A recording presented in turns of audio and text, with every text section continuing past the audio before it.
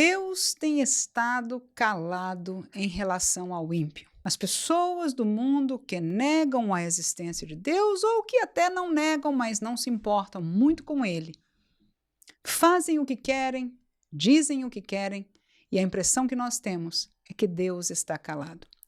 Mas no estudo de hoje de Salmo capítulo 50, nós dividimos este estudo em 3 partes e hoje falaremos da terceira parte, quando é Deus quem vai falar diretamente com os ímpios.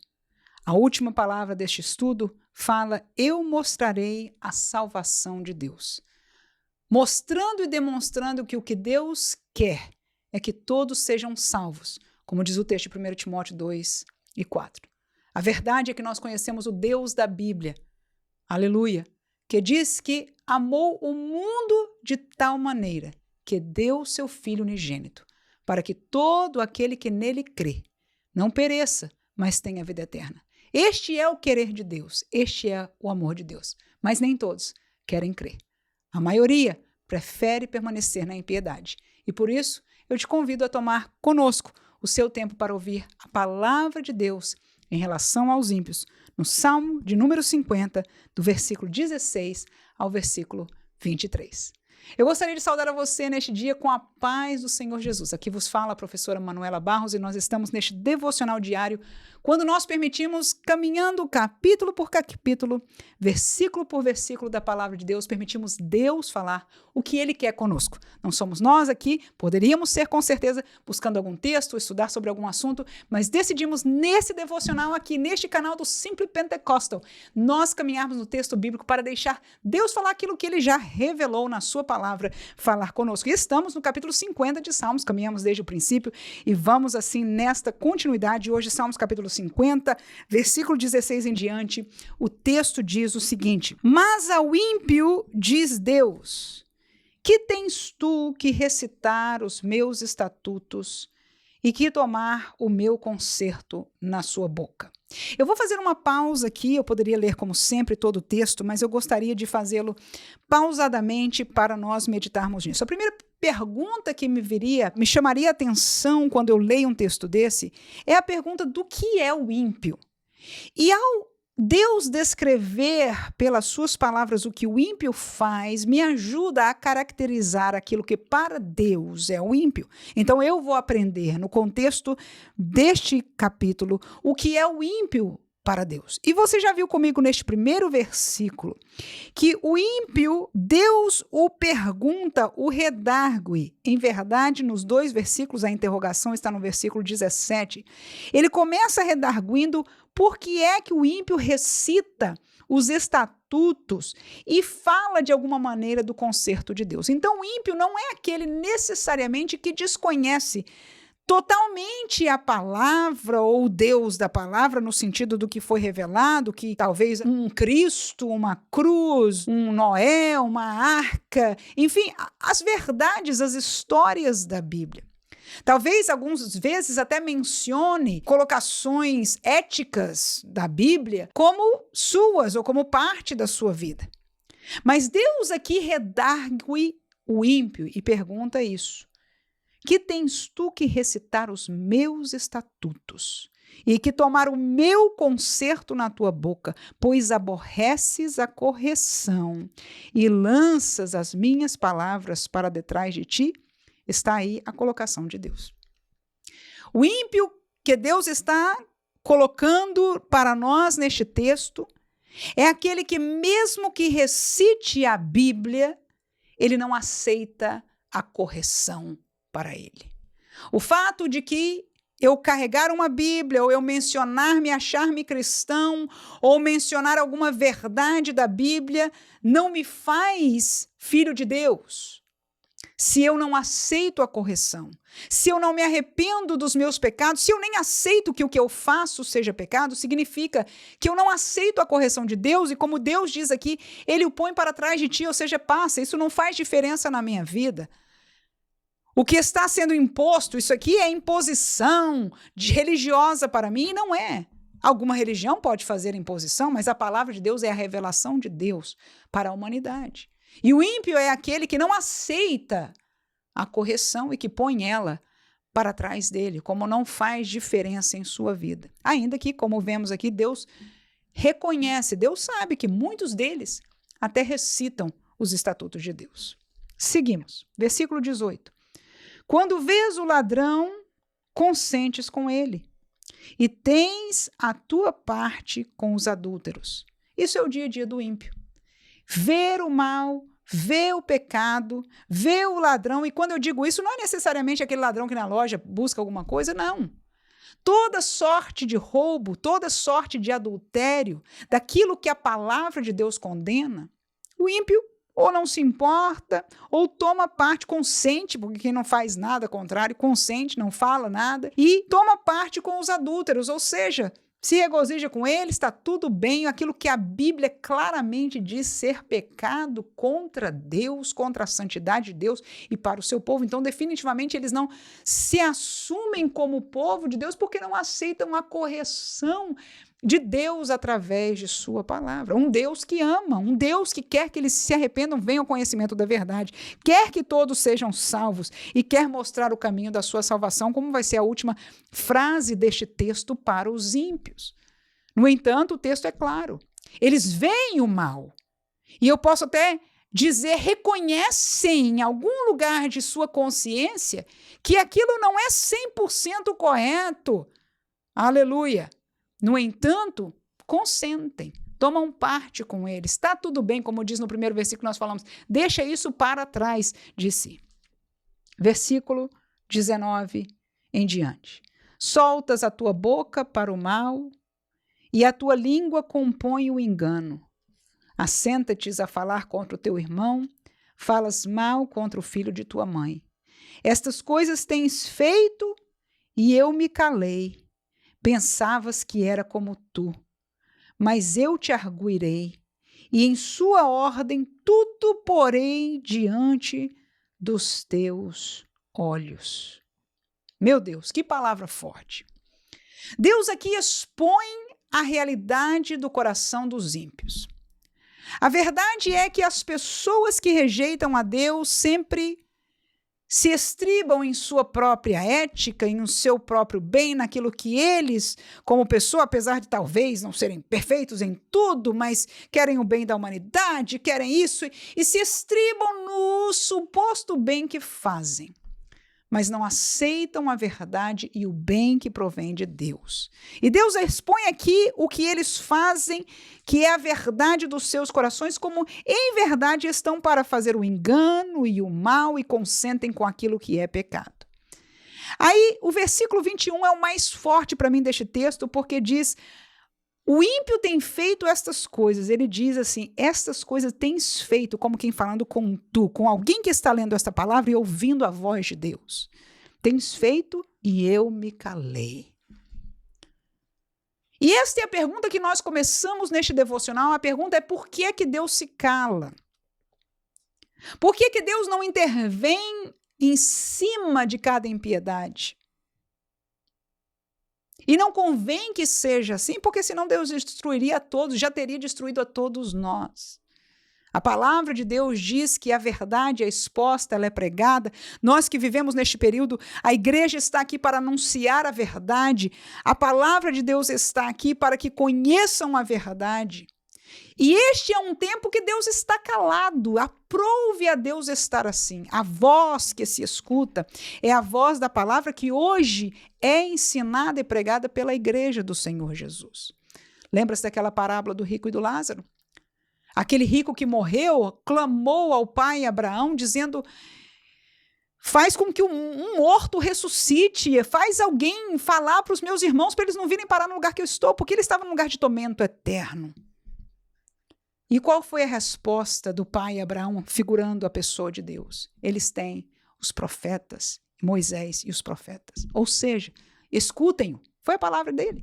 Ou seja, a palavra de Deus está lá na terra. A revelação de Deus está lá na terra. Eles que deem ouvido à palavra de Deus. E a verdade é que não falta hoje redes por todo o mundo de distribuição do evangelho. E muitos, com pouca ou muita força, com pouco ou muito poder aquisitivo, estão em todos os lugares do mundo pregando o evangelho. nas missões, batendo porta a porta, através da televisão, de outras redes de publicação, através da internet. O evangelho pode ser encontrado aonde se encontre uma Bíblia jogada, sem querer ou propositadamente para que alguém a encontre. Ali está a revelação de Deus. Aleluia. E estas coisas têm feito o ímpio e Deus se tem calado, e é verdade, e é assim que Deus decidiu fazer. Este é um tempo que Deus está calado, no sentido de arguir o ímpio, porque a revelação dele continua falando, porque ele quer que todos se salvem e venham ao conhecimento da verdade. Aí ele diz ainda ao ímpio: eu me calei, e pensavas que era como tu. E este é o pensamento do ímpio.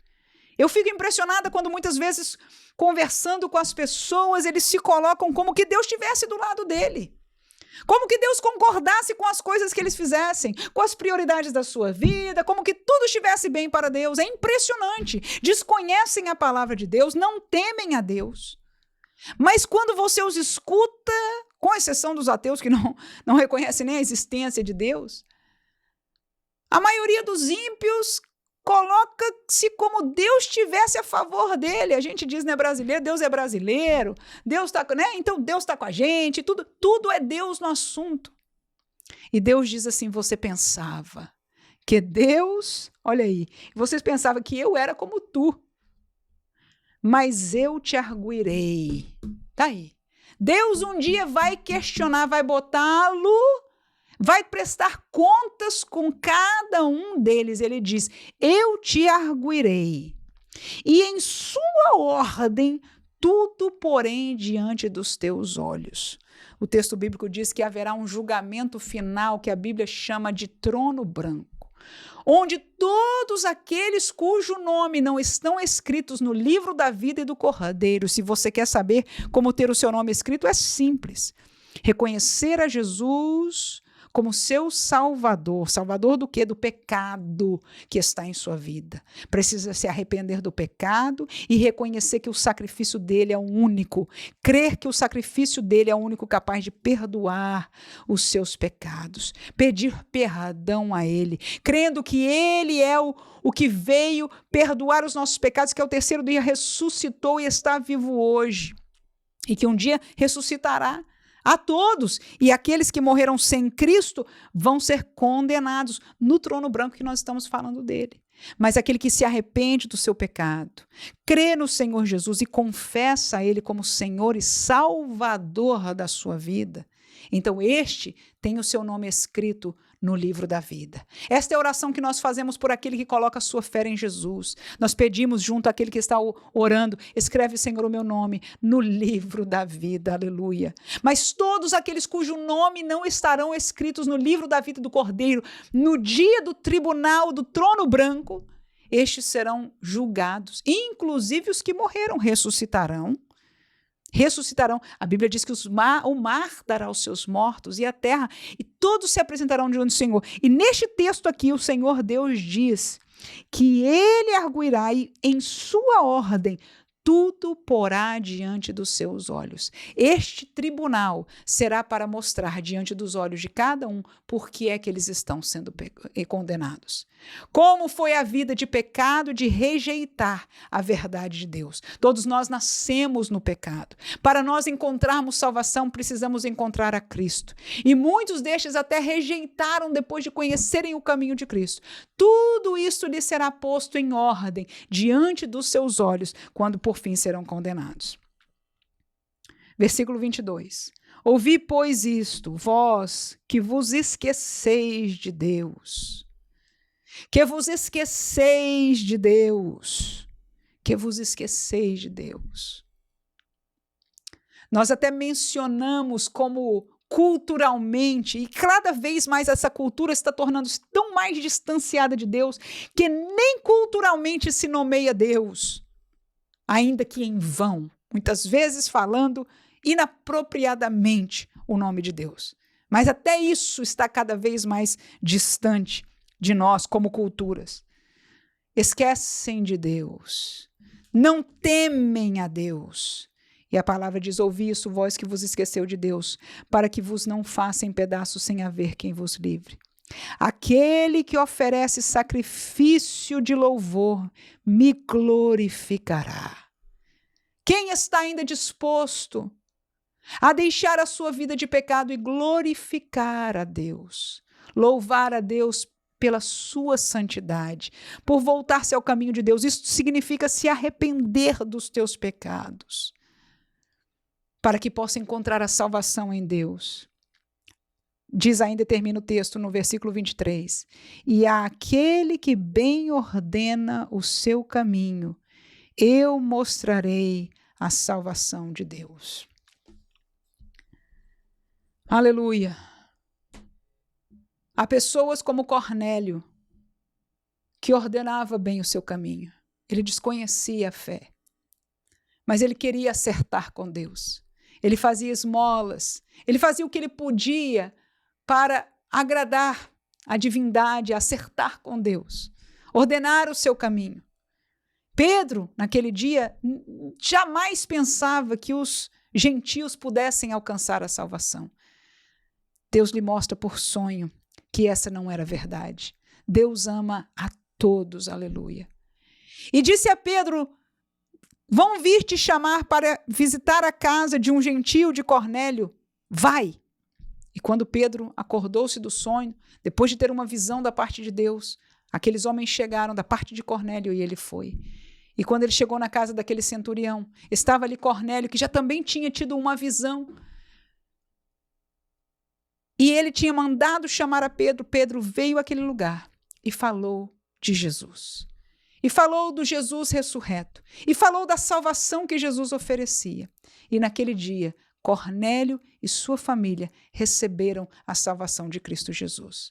Eles não receberiam se o evangelho não fosse pregado. Mas nós estamos aqui através do YouTube, muitos estão através de rádios, muitos estão através de canais de televisão, outras capacitações da internet ou de mídias sociais falando deste evangelho. Por quê?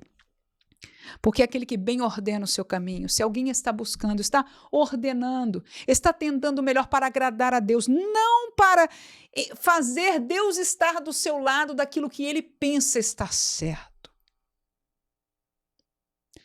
mas tentando ordenar diante de Deus, o Senhor mostrará a sua salvação. E nós, como igreja, somos aqueles que, como Pedro, somos o veículo de lhes mostrar a salvação. Então que eu e você encontremos alguém que está tentando ordenar seu caminho e vamos lhe pregar, lhe anunciar o evangelho da salvação, para que ele possa, se for uma pessoa que tenha realmente desejo diante de Deus, tentando ordenar a sua vida, aprender do caminho da salvação e como Cornélio achar a salvação. Mas aos ímpios, a mensagem de hoje está dada, porque o Senhor não retirará a sua mão daquilo que ele disse. Eles serão julgados. Muitos pensam hoje que Deus está ao seu lado, mas a palavra nos diz o que Deus pensa. E ele disse aqui para nós hoje: eu estou vendo tudo, eu sei de tudo e eu me calei, mas por fim eu arguirei e prestarei conta. Que Deus abençoe a você neste dia e que te ajude a viver, a amar, a viver e a permanecer na verdade até o fim. Amém.